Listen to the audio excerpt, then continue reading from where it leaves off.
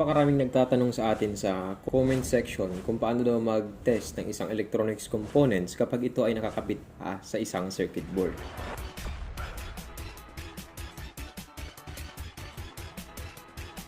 Actually, madali lang naman mag-test ng isang electronics components kapag ito ay nakakabit pa sa isang circuit board. Pero meron tayo ng mga parameters o mga bagay na dapat nating tandaan bago tayo mag-test ng mga components kapag ito ay nakakabit sa isang circuit board. Una nating iisipin is dapat na de-energize natin yung ating circuit or wala na ng power yung ating circuit. Kasi kapag meron pa ng power yung ating circuit, ay maaari tayong makuryente at maaari din nating masira yung ating multi-tester. Pangalawa na dapat nating tandaan ay dapat po ay maging familiar tayo sa components na ating ititest. Kasi meron po kasi ng mga components na magkakapareha sila ng muka pero iba-iba po yung kanilang description. So halimbawa po dito is yung mga transistor. Magkakahawig sila pero kapag tiningnan mo yung kanyang datasheets, iba po yung kanyang description. Minsan, pagkakamalan mong transistor yung isang bagay, at minsan naman mapagkakamalan mo siyang isang diode. So kapag ganun, ang basic guide ko po dyan is tingnan natin yung printout mismo doon sa printed circuit board. So kapag Q, ibig sabihin po nito, ito ay isang transistor. Kapag D, ito ay isang diode. At kapag U, ito ay isang integrated circuit. At kadalasan naman kapag 3-terminal device, tapos U yung nakalagay, ito po ay isang regulator. Pero minsan, kapag integrated circuit, mismong IC yung nakalagay doon sa kanyang printout, sa kanyang printed circuit board. At kapag R naman, ibig sabihin ito ay isang resistor.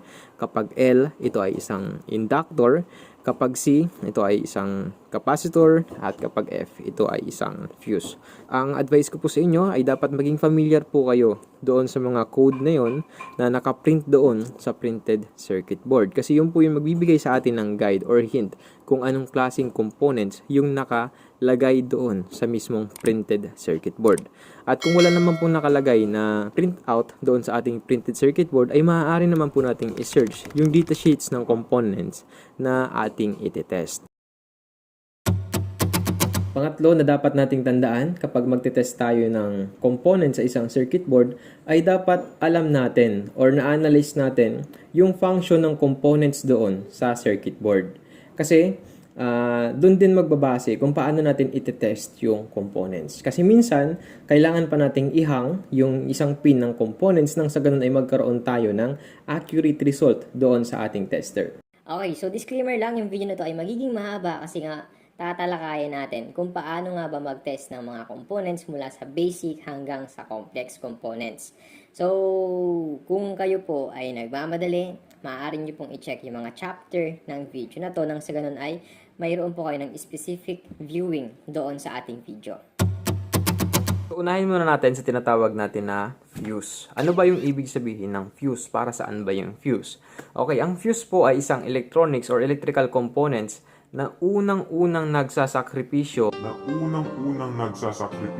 pag nagkaroon ng problema yung ating circuit. It's either nagkaroon ng overload o kaya naman po ay nagkaroon ng short circuit. So sa pag-check ng fuse ay dapat meron po sila ng tinatawag na continuity. Ibig sabihin, dapat meron po tayo ng masusukat na buzzer sound from end to end ng ating fuse. So sa pag-check naman ito, isiset lamang natin yung ating tester sa tinatawag na continuity. So, yan po yung icon ng continuity. At kapag pinagdikit natin yung magkabilang dulo ng ating test probe, mayroon po kayong mapapakinggan na buzzer sound. Isang indikasyon na connected yung magkabilaang dulo ng ating test point. So, para makonsider na good ang isang fuse, ay dapat meron po sila ng buzzer sound.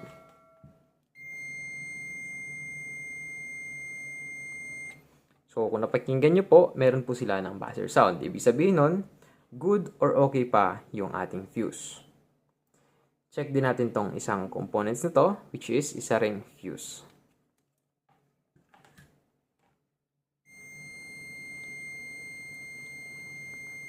At kung napakinggan nyo, mayroon din siya ng buzzer sound. So, isa din pong indikasyon yon na okay pa or good pa yung fuse na yon. So, take note lang po sa pagpalit ng fuse ay meron tayo ng mga consideration na dapat isipin. So, hindi po ibig sabihin na busted yung fuse ay papalitan na po natin agad sila ng bago. So, maaari pong mayroong problema sa circuit na sinuplayan ng fuse or mayroon ng overload or short circuit. So, bago po magpalit ng fuse ay dapat po i-check natin yung surrounding components na sinuplayan mismo ng fuse. Kasi maaari pang masira yung fuse na ipalit natin once na meron pa rin ng problema doon sa ating circuit. Ngayon ay dumako naman tayo sa tinatawag na switch. Okay, ano ba ang isang switch?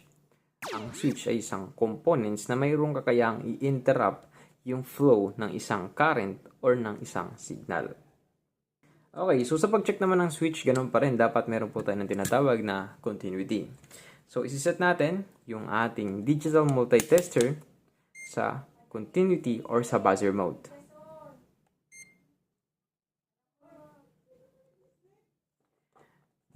Then, tandaan natin na pagdating sa ganitong switch ay dapat meron sila ng dalawang state.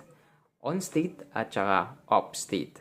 Okay, on state kapag meron tayo ng buzzer sound. And off state kapag wala tayo ng buzzer sound or continuity. So, check natin.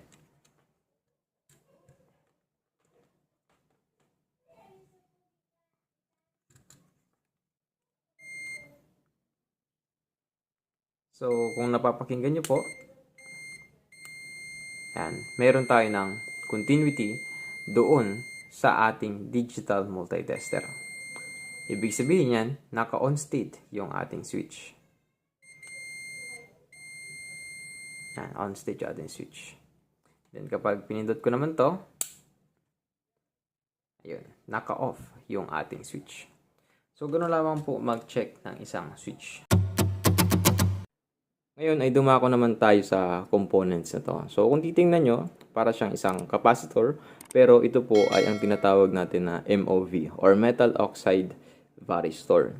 Ang varistor po ay kasali sa family ng resistor kasi ito po ay isang voltage dependent resistor. Sa madaling salita, nagbabago po yung kanyang resistance based doon sa voltage na na-apply sa kanya. At kung susundan natin yung traces na pinasukan mismo or yung traces na pinagkabitan ng MOV or ng metal oxide varistor, ito po ay nakaparallel from line 1 at saka line 2. So, nakaseries din siya sa fuse.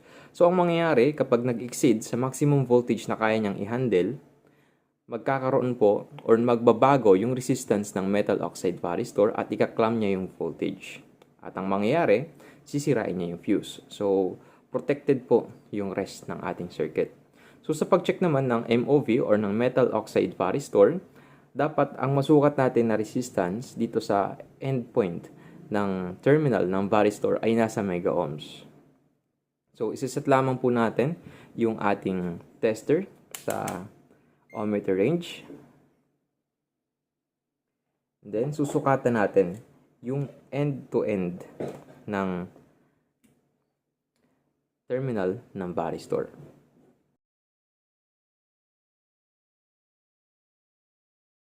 Nakikita nyo po dun sa ating multitester, ang nasusukat po natin na resistance ay nasa 1.4 mega ohms. So, ito po ay isang indikasyon na okay pa or good pa itong varistor. Ngayon ay magtungo naman tayo sa components na to. Ito po ay tinatawag natin na inductor. At kung napapansin nyo, ito ay composed ng coil of wire na nakapulupot sa isang core. Ang inductor po ay napakaraming application. Depende sa kanyang circuit configuration or doon sa connection niya sa circuit.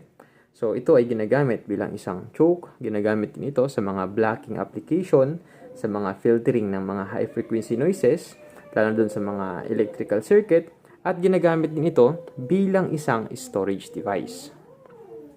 So, sa pag-check po ng isang inductor, ay maaari nating ma-check yung kanyang resistance at maaari din nating ma-check yung kanyang inductance. Okay. Ngayon, kung titingnan natin yung connection ng inductor doon sa ating printed circuit board, yung inductor po natin ay tinatawag na 1-to-1 ratio choke, kung saan yung isang lane ng terminal ng isang inductor ay dumiretso sa ating line 1 at sa kabilang side naman, dito naman dumiretso yung ating line 2. At kung titingnan natin or i-analyze natin yung connection ng inductor doon sa circuit, ito po ay ginamit bilang isang EMI filter or electromagnetic interference filter, kung saan ini-eliminate nito yung mga high frequency noises together with the capacitor. So sa pag-check nito, susukatan po natin yung side na to papunta dito. Ito po yung isang winding ng isang inductor. Same din dito sa kabilang side. Dito rin po tumakbo yung winding ng isang inductor. From this point papunta dito, wala po sila ng connection. So dapat meron po tayong masukat na resistance from this point papunta dito. Same din dito. From this point papunta dito. So isiset lamang po natin yung ating tester sa resistance or doon sa continuity. Ngayon, kapag pinagdikit natin yung ating test probe, meron tayong napapakinggan na buzzer sound.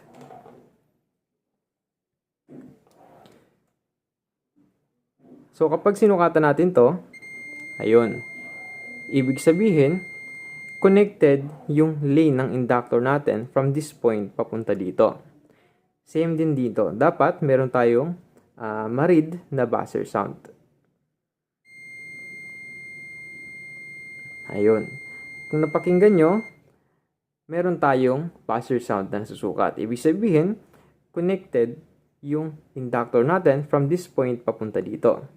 Ngayon naman, simula dito, papunta dito sa side na to, ay dapat wala tayong makuhang reading.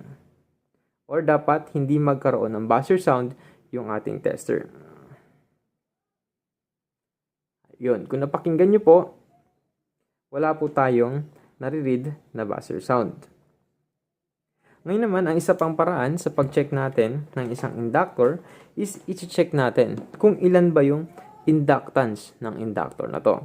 At kung titingnan natin yung traces ng inductor, from this point papunta dito, ay dapat meron tayong makuhang inductance. Same din po dito.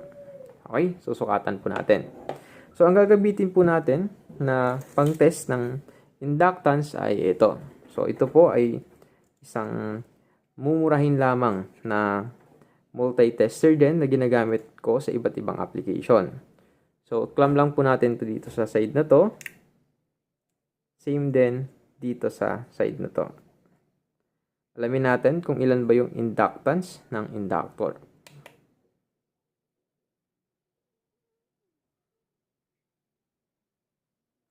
So, ayun, na-detect ng ating tester na ito po ay isang inductor and meron po siya ng inductance na 8.23 millihenry.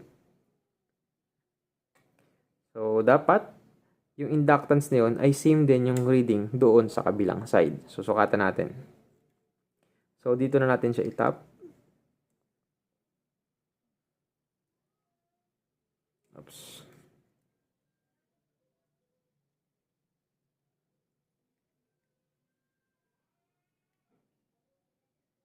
Ayun, press natin yung start.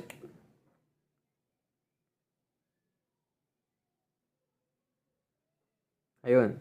Kung nakita nyo po, almost same lang yung reading natin compared doon sa kabila kanina. Kasi nga po, ang inductor na to ay 1:1 ratio choke. So, same lang yung winding ng inductor from this side papunta doon sa kabilang side. So, same lang din sila ng number of turns dito at same din sila ng number of turns dito. So, maaari po nating masabi na okay pa or good pa tong inductor na to. At isa pang advice ko sa inyo, kung i-check yung isang inductor, mapapansin nyo naman na consider ng defective ang isang inductor kapag sunog na yung varnish coating niya dito. Pero in this case, okay pa naman yung kanyang coating ng varnish insulation. So, okay pa po itong inductor na to. Ang sunod naman na components na ating iti-test ay ito. So, kung nakikita nyo sa kanyang markings, ayan, TH. So, ito po ay isang thermistor. Ang thermistor po ay kasali sa family ng resistor. Kasi nagbabago yung kanyang resistance depende sa exposure niya sa kanyang surrounding. So, sa ganitong application po, ang thermistor ay ginagamit para ma-minimize yung inrush current. So, sa biglaang pagpasok ng inrush current, mag-iinit po yung ating thermistor. At the same time, syempre, magbabago din yung kanyang resistance.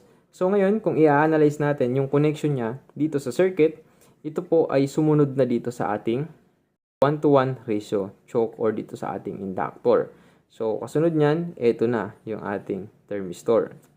So, ngayon, sa pagsusukat naman ng ating thermistor, isa-set lamang po natin yung ating tester sa resistance.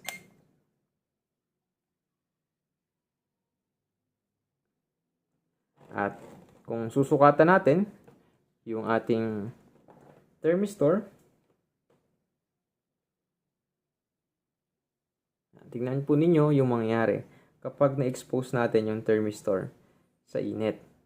So, meron tayong 3.5 ohms. Ngayon, masdan nyo yung mangyayari kapag ininit natin or in-expose natin sa init itong thermistor. So, dapat magbabago yung kanyang resistance. Ayun, kung nakita nyo po, almost 0 ohms na lang yung nasusukat natin doon sa ating digital multitester. Ngayon, habang lumalamig yung thermistor, tumataas yung kanyang resistance. So, sa ganun paraan po, masasabi natin na okay pa or good pa itong thermistor na to. Ngayon ay magtungo naman tayo sa components na to. At ito po ay ang tinatawag natin na resistor. Ang resistor po ay mayroong specific resistance based doon sa printout sa kanya or based doon sa kanyang color code. Ang application po ng resistor ay ginagamit para malimit yung flow ng current. Ang resistor ay napakaraming application. Depende po sa connection niya or sa configuration niya sa circuit.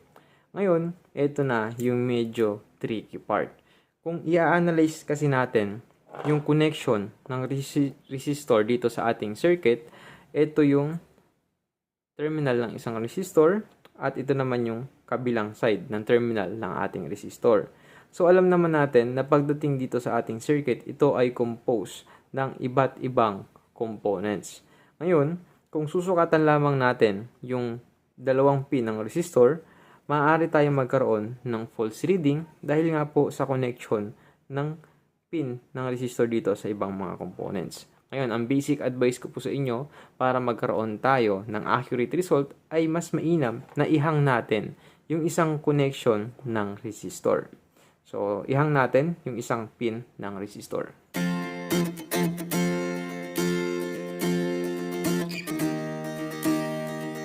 Yun naman, kung titingnan nyo, tinanggal natin yung pagkakasolder or pagkakahinang ng isang pin ng resistor doon sa circuit. So, ang function po nito or ang purpose nito ay nang sa ganun ma-isolate natin yung resistor doon sa circuit. So, ngayon naman ay pwede na tayo magsukat ng kanyang resistance. So, based doon sa printout sa kanyang color code, ito po ay 47 ohms. Ayan. 47 ohms. Yellow, violet, black. And then, gold po yung kanyang tolerance. So, 47 ohms. At ang gagawin naman po natin ngayon ay isi-set natin yung ating multi-tester sa ohmmeter.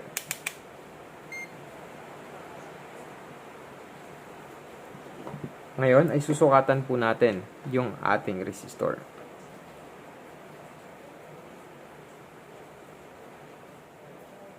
At kung nakikita nyo po, meron tayong nasukat na 46.1. So, consider pa rin po na good itong resistor na to kasi pasok po siya doon sa positive-negative 5% na tolerance ng resistor. So, yun po yung isa sa mga advice ko sa inyo. Ihang po natin yung isang pin ng components kagaya ng resistor nang sa ganun ay maiwasan natin yung false reading at para magkaroon tayo ng accurate result pag tayo ay magte-test. So, ito po ang tinatawag natin na diode. So, kung makikita nyo, yung board symbol niya, letter D. Ayan. So, ibig sabihin, ito po ay isang diode. Diode to, at ito naman ay isang diode pa rin. So, ang diode po ay isang electronics components na mayroong kakayahang padaluyin ang kuryente sa iisang direksyon lamang. At binablock niya ito pabalik. So, ang diode ay napakaraming application din na pinaggagamitan. Depende sa klase ng diode at depende din sa circuit configuration ng diode.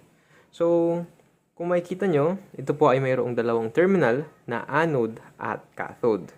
Yung markings na puti, so hindi po siya visible dito sa ating camera. Kunin natin isang board. So, yung markings po na puti, ito, isa rin po itong diode. So, yung makikita nyo yung markings na puti, yan po yung nagre-represent ng cathode or negative. Samantalang yung kabilang side naman, yun po yung nagre-represent ng anode or positive. So, sa pag-check ng isang diode, dapat meron po ito ng tinatawag na forward bias at reverse bias. So, kung i-analyze natin yung connection ng diode dito sa ating circuit, yung diode po na to ay nakakonekta dito sa primary section ng ating chopper transformer. At kung susundan nyo, pumasok po siya dito sa isang MOSFET. So, ang trabaho po ng diode dito ay ginagamit ito bilang isang snubber network in combination with resistor at saka capacitor na maliit and isang resistor. So, ano ba yung trabaho ng snubber network dito sa circuit natin? So, alam nyo kasi ang isang transformer ay parang isang inductor. So, nagge-generate din ito ng mataas na voltage spike na maaaring makasira sa MOSFET. So, ang trabaho po ng diode dito ay ine-eliminate nito yung mataas na voltage spike na nagmumula dito sa chopper transformer nang sa ganun ay maiwasan natin na masira itong MOSFET. So, kung i-analyze natin yung connection ng diode dito sa ating circuit, kung susundan nyo po, yung isang terminal ng diode ay dumiretso dito sa primary ng chopper transformer. And yung isang terminal naman is dumiretso dito sa isang jumper. Then isang resistor at dumiretso naman dito sa kabilang side. So in that case, kahit hindi na po natin ihang yung connection ng diode dito sa ating circuit, dahil sa yung resistance po ng resistor dito is mataas naman. So sa pag-check ng diode, isi-set lamang po natin yung ating multi-tester sa diode mode.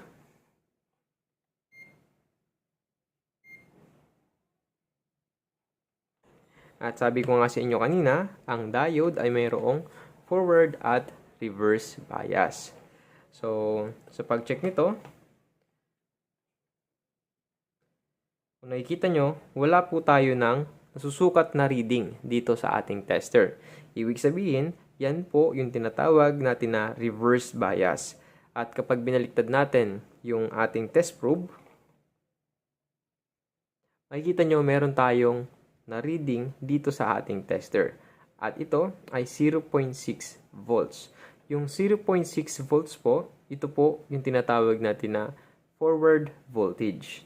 At ito din, yung tinatawag natin na forward bias. So, ayan po yung forward bias. And kapag binaliktad natin, ito yung reverse bias. Okay, reverse bias. And pag binaliktad natin, ito yung forward bias. So, ito po yung tinatawag natin na bridge type rectifier diode. At kung nakikita nyo po sa bottom side ng ating circuit board, ito po ay consist ng 4 na terminal. So, ang internal structure po kasi ng bridge type rectifier diode ay composed ng 4 na diode na naka-bridge. At kung titingnan natin sa markings ng diode, yung nasa gitna ay mayroong indication ng AC. Samantalang itong sa side na to, yung mayroong parang bungi, ito yung indikasyon na andito yung ating anode or yung positive. Samantalang sa pinakadulo naman, ito yung connection ng cathode or yung negative. So sa pag-check naman ng diode, halos para ka rin nag-check ng isang regular na diode. So, ang gamit kasi ng diode dito ay ginamit ito para mag-rectify ng voltage. So, from alternating current, i-convert niya ito into direct current. So, dito po pumasok yung ating AC supply sa dalawang terminal na to. And then dito naman po sa magkabila ang dulo, dito po lumabas yung pulsating DC. Will you please repeat it? So, dito sa side na to, dito lumabas yung positive. And dito naman sa side na to, dito lumabas yung negative.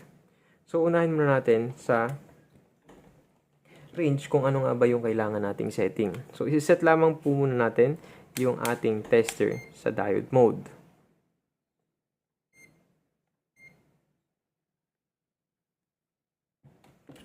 So, ganoon din po sa pag-check ng isang bridge type rectifier diode ay dapat meron po tayo ng tinatawag na forward at reverse bias. So, unahin natin dito sa terminal na to. Yan, yung first pin.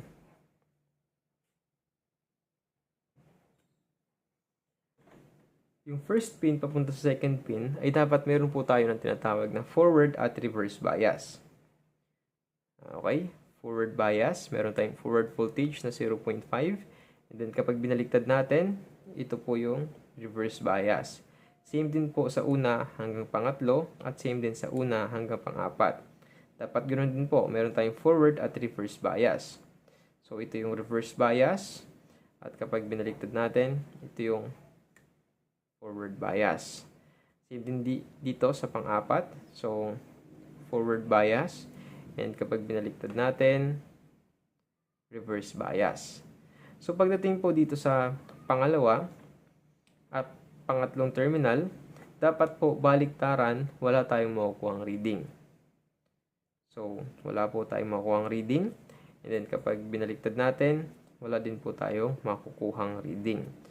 So, pagdating po dito sa positive at negative side ng diode, dapat meron po tayo ng forward at reverse bias. So, forward bias, and kapag binaliktad natin, ito yung reverse bias. So, take note lang po sa pag-check ng isang bridge type rectifier diode. Kung nakita nyo sa ibang mga power supply, yung isang bridge type rectifier diode ay dumiretso sa isang filter capacitor. In some cases, kapag mayroong problema sa isang power supply, lalo kung shorted yung inyong PWM driver, masusukat nyo talaga dito sa magkabila ang dulo ng diode is 0, 0. So, kapag 0, 0, ibig sabihin yan, shorted, no? So, kapag minsan, magsusukat kayo, tapos makita nyo 0, 0 yung reading nyo, tapos biniliktad nyo ulit, 0, 0, ibig sabihin yun, mayroong shorted. So, it's either shorted yung diode or shorted yung lane na sinuplayan ng diode. Kaya, ang pinaka-best advice ko po sa inyo, kung ganun yung ma-encounter nyo na scenario, ihang nyo yung isang terminal ng diode. So, try natin. Hang natin yung isang terminal ng diode. So, kung nakikita nyo, hinang ko yung terminal ng isang pin ng diode. So, kapag ang reading nyo is nawala yung shorted, from this point papunta dito. So, kung nagsukat kayo ng tester, tapos ang reading nyo dito is shorted, ibig sabihin yun, shorted yung diode. Bali-baliktarin mo man yan, ibig sabihin yun, shorted yung diode. Pero kapag ang senaryo naman, hinang nyo tong terminal na to, tapos nawala yung shorted, tapos pag nag-tap kayo sa sinuplay ng diode mayroong shorted, ibig sabihin nun, yung lane or traces na dinaanan ng diode ay mayroong shorted. So, mag-proceed na kayo sa pag-troubleshoot. So, maaaring may problema sa main filter capacitor, sa regulator man yan, o so kung ano pa mong circuit yung pinuntahan ng bridge type rectifier diode. Dumako naman tayo sa components na to. At ito po ay isang MOSFET. At ang value niya is 13N60. So, ito po ay 13 ampere and channel 600 volts. So, yung transistor na to ay MOSFET or Metal Oxide Semiconductor Field Effect Transistor. Ang MOSFET po ay napakaraming application, depende na rin sa configuration niya sa circuit. So, ang MOSFET ay kaya mag-amplify ng isang weak input signal at kaya din itong gamitin or pwede rin natin itong gamitin bilang isang switch. Ang MOSFET po ay mayroong tatlong terminal. Ito yung tinatawag natin na gate, drain, at ito naman yung source. So sa pag-check ng MOSFET ay meron po tayo ng dalawang pamamaraan sa pag-check nito.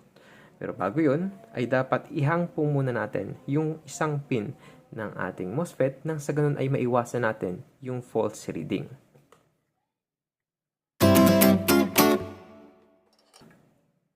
At kung napapansin nyo, hinang natin or tinanggal natin yung solder nung isang pin ng MOSFET. So ito po yung kanyang gate, ito yung drain, at ito naman yung source. Bali nakaharap po dito yung MOSFET. Nakaharap sa atin yung MOSFET at kapag tinignan natin yung ilalim ng ating printed circuit board, ito yung gate, ito yung drain, at ito naman yung source. So sa pag-check ng MOSFET, ang range po na gagamitin natin sa ating multi-tester ay diode mode.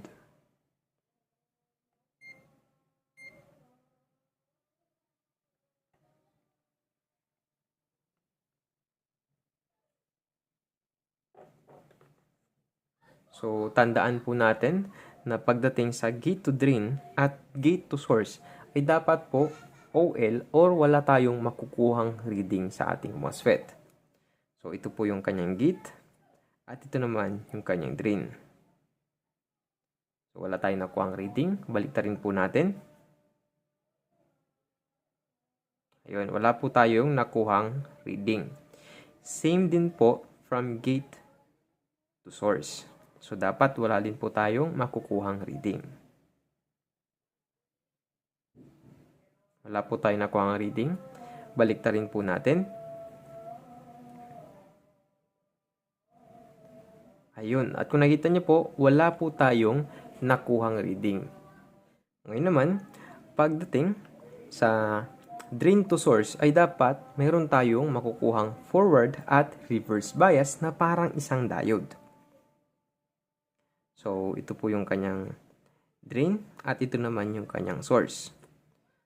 So, wala po tayong nakuhang reading. So, baliktarin po natin yung ating test probe.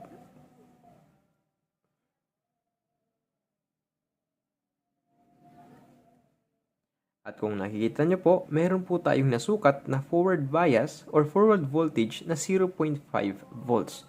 So, ito po ay isang indikasyon na okay pa o good pa ang MOSFET na to.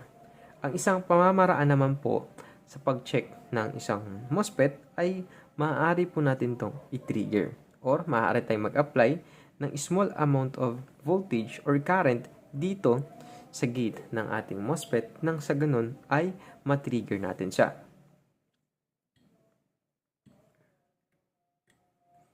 So, ang una po natin gagawin is itatap lamang natin yung negative ng ating test probe sa drain at ititrigger natin siya gamit ang ating positive test probe dito sa gate.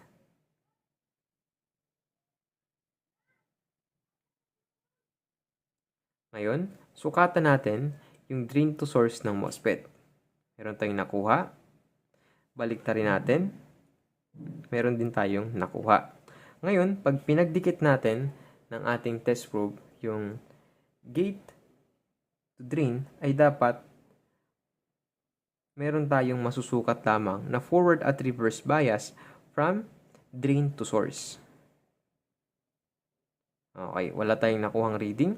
At kapag binaliktad natin, ito yung kanyang forward bias or forward voltage na 0.5 volts. So, ulitin natin. Kabit lamang natin yung negative ng ating test probe dito sa drain and i-trigger natin yung gate gamit yung positive test probe natin. Then, ilipat natin yung ating positive test probe dito sa dalawang terminal na to. And kung nakikita nyo, meron tayong nakuhang reading. And kapag binaliktad natin, meron din tayong nakuhang reading. So, short natin. Oops, meron tayong nakuhang reading. Dapat pag binaligtad natin, wala tayong makuhang reading. So, yun po yung isang indikasyon na good pa or okay pa itong MOSFET na to. Dumako naman tayo sa maliit na components na to. At kung makikita nyo, yung markings doon sa ating printed circuit board, na nakalagay po dito ay Q. Ayan. So, ibig sabihin, ito po ay isang transistor. At kung titingnan natin, yung transistor na to, ang value po niya is 81267. So, ito po ay isang PNP BGT transistor. So, para siyang isang MOSFET, kaya nga lang iba yung kanyang pin. Kung sa MOSFET po ay meron po siya ng gate, drain, at source. Pagdating naman sa isang BGT transistor, ito po ay mayroong 3 terminal na tinatawag na base, collector, at emitter. So, ang isang BGT transistor din po ay napakarami din ng application, depende rin sa configuration niya or doon sa connection niya sa circuit. Ang isang BGT transistor po ay ginagamit din bilang isang switch at kaya din itong mag-amplify ng isang weak input signal. Ngayon, kung titingnan natin, meron na siya ng markings. So, ito po yung terminal ng base, yung nasa gitna ay collector, at itong nasa gilid naman ay ang emitter. So, magkaiba po ang pag-test ng isang BGT transistor compared sa isang MOSFET. So, tara at alamin natin. Bago po tayo magpatuloy, ay mas mainam na ihang po natin yung base ng ating transistor na itetest. Sa ganun ay maiwasan din natin yung false reading na tinatawag. At kung pagmamasdan po ninyo, tinanggal natin yung connection ng base ng ating transistor doon sa ating circuit board nang sa ganun ay maiwasan natin yung false reading na tinatawag or yung maling akala. Okay. Alam nyo kasi kung susundan nyo yung traces, pag mayroong mag-trigger dito sa base ng ating transistor, malamang ay magkakaroon din tayo ng reading pagdating sa collector. So, iwasan natin yon. So, ito ay base lamang sa aking karanasan or experience. Okay, ngayon hinang na natin yung base at mag-proceed na tayo sa pag-check. Ngayon naman, sa pag-check ng isang BGT transistor, isi-set lamang natin yung ating multi-tester sa diode mode.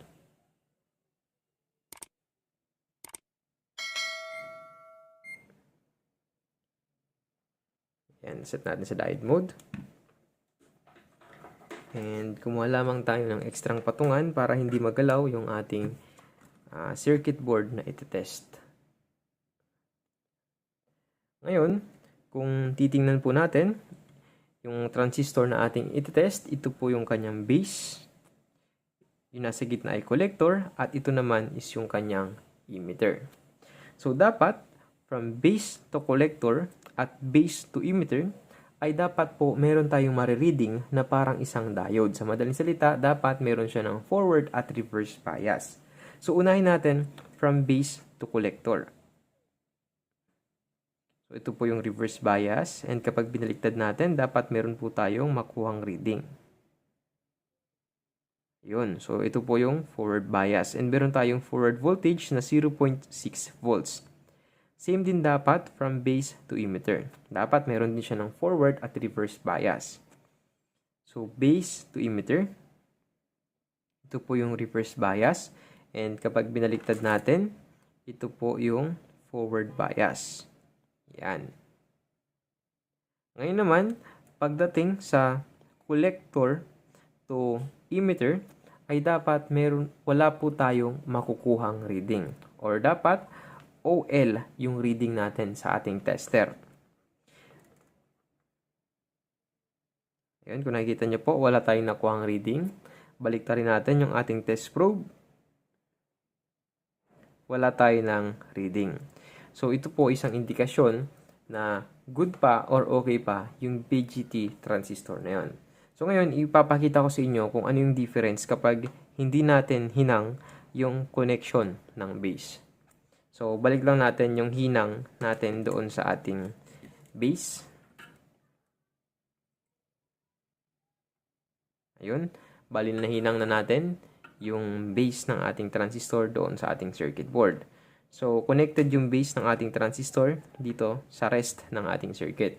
Ngayon, kapag sinukatan mo yan, from base to collector, base to emitter, dapat meron siyang forward at reverse bias. Tingnan natin. Okay, ito yung reverse bias. Baliktarin natin. Forward bias. Okay, meron tayong reading. Ngayon naman, base to emitter dapat ganun din. Meron siyang forward at reverse bias. So, forward bias at ito naman yung reverse bias. Ayan, nakita nyo? Meron din siya reading. Ngayon, dapat from collector to emitter, baliktaran, dapat wala tayong makuhang reading. Pero ayun, nakita nyo, meron tayong nakuhang reading from collector to emitter. So, kapag hindi mo nahang yung base, maaari mong isipin na sira or defective yung transistor na yun. Pero, sa totoo, hindi naman. So, kung gusto nyong ma-check din yung leakage ng isang BGT transistor or ng anong components, ang advice ko po sa inyo, mas mainam na tanggalin nyo yung mismong components doon sa circuit. At ang isa pa sa pinakamagandang pang-test ng leakage ng isang components, based lang sa aking experience, ay ang mga analog multitester. Meron po kasi sila ng capability na hindi kayang i-offer ng mga digital multitester. So, kung napansin nyo, yun po yung difference kung bakit nahang natin or tinanggal natin yung solder ng base doon sa ating circuit. Kasi kapag hindi natin tinanggal yung connection ng base doon sa ating circuit, ay magkakaroon po tayo ng false reading. Okay, so dumako naman tayo sa isang components na to. Ang components na to ay tinatawag na IC or integrated circuit. Ang IC po ay napakaraming application. Depende na rin sa design ng IC. So meron tayong audio IC, meron tayong power IC, etc. So in this case, yung IC na to or yung integrated circuit na to ay ginamit bilang isang PWM driver, which is common natin makikita sa mga SMPS or sa mga switch mode power supply. So sa pag-check naman ng IC na to or ng kahit na anong IC, ang pinaka-best way sa pag-check niyan is mag-voltage check. Pero since yung video natin ngayon is kung paano mag-check ng mga components kapag ito ay nakabit sa isang circuit board, dun muna tayo mag-focus. So sa pag-check ng IC na to is dapat i-analyze mo yung connection ng mga components dito sa palibot mismo ng IC. Kasi dun din tayo magdidetermine kung paano natin i-check yung components na to. So sa pag-check ng IC na to, pwede mong i-analyze yung components na nakapalibot dito or maaari kang gumamit ng datasheets. Kasi yung datasheets, yun po yung magsisilbi nating reference or guide kung paano natin madidetermine yung pin-out mismo ng IC na to. So, sa pag-check ng IC, actually, ang pinaka-best way doon is mag-continuity test. Dapat yung supply at saka output ng IC na to ay dapat hindi siya shorted sa ground. So, kapag shorted sa ground yung connection ng supply at saka output ng IC na to, so, doon ka palang magkakandak ng another troubleshooting step kung mayroon pa bang shorted components sa palibot ng IC na to. So, kung wala, well, doon ka pwedeng mag-desisyon na palitan yung IC na yun kasi nga shorted sa ground. So, kapag short, so ngayon naman is i-analyze natin kung saan nga ba yung supply pin ng IC na to. So, kung titingnan natin yung likod ng traces ng ating circuit board, medyo magulo siya, di ba? Pero ang pinaka-best starting point natin dyan is itong malaking main filter capacitor na to. So, kung susundan mo siya, ito yung ating hot ground. No, dito tumakbo yung negative ng main filter capacitor, samantalang sa kabilang side naman, malamang andito yung positive natin. So, kung susundan mo yung positive na dinaanan ng traces natin, dumaan siya sa path na to. So, ito ay isang resistor, which is ito yon. So, 1 mega ohms. So, yung resistor na yan, ito yung startup resistor na tumakbo dito sa pin na to, which is pin 2. Ito. Tumakbo dito yung resistor na to, dito sa pin 2. So, ito yung ating startup resistor. And then, kung susundan mo ulit yung traces na to, tumakbo siya dito. Okay, ito yon. Tumakbo siya dito. na tumaas naman dun, which is isang, ito, resistor ulit. Then from that resistor, tumakbo siya sa isang diode, which is galing na dito sa auxiliary ng ating chopper transformer. So ito yung running, while itong side na to, ito yung starting. So malamang itong pin na to, ito yung VCC ng ating PWM driver, which is pin 2. Ngayon, dapat itong pin 2 ng IC ay dapat hindi siya shorted sa ground. Okay, dapat hindi siya shorted sa ground. So, check natin. So, isiset lamang natin yung ating tester sa continuity. Ayan, set natin siya sa continuity. Ayun. So, set na natin yung ating tester sa continuity. And, ikakabit natin yung isang test probe natin sa ating negative ng capacitor, which is ito. So, make sure dapat na-discharge natin yung main filter capacitor bago tayo mag-conduct ng test na to. And then, dapat itong pin 2 ay dapat hindi siya shorted sa ground. Ayun. Kung nakikita nyo, OL yung display natin doon sa ating tester. Baliktarin mo man yan, OL. So, isang indikasyon na hindi shorted yung supply ng PWM driver. So, kapag shorted yung PWM driver natin, malamang hindi siya gagana kasi nga shorted. So, it's either shorted yung diode dito sa auxiliary or sira yung PWM driver. After nating ma-check yung supply na pumapasok dito sa ating PWM driver, ang susunod naman na gagawin natin ngayon is i-check natin kung okay ba yung output ng PWM driver na to. So, ang pinaka-best way doon para matrace mo yun, syempre, sundan mo yung traces na pumasok dito sa gate ng ating MOSFET. Kasi yun yung output ng PWM driver. So, ito yung ating gate, drain, at ito yung source. So, ito yung gate. So, kung susundan mo yung gate, ito yung kanyang traces. Lumiko siya dito, then tumakbo dito, which is connected sa pin 1. So, sa madaling sabi, dapat yung pin 1 ng PWM driver ay dapat hindi shorted sa ground. So, ganun pa rin. Kakabit lamang natin yung ating isang test probe sa negative ng main filter capacitor. And then, dapat yung pin 1 natin, which is ito, ay dapat hindi siya shorted sa ground. So, ayun, hindi siya shorted sa ground. So, bali-baliktarin mo man yan, dapat hindi siya shorted sa ground. So, kapag shorted sa ground, yung ating output ng PWM driver or ng kahit na anong IC pa man, it's either mayroong problema yung IC or mayroong problema yung pinasukan ng output ng IC. So, in this case, kung shorted to, maaaring may problema itong MOSFET.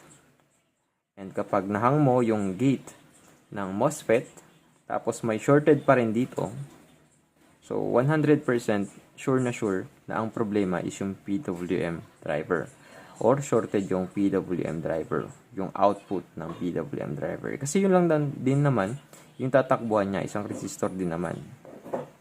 So sana po ay meron kayong matutunan sa isang napakasimpleng video na to, at dito ko natatapusin yung video na to kasi napakahaba na and aabutin tayo ng mahigit isang oras kung ipapatuloy pa natin yung ating discussion.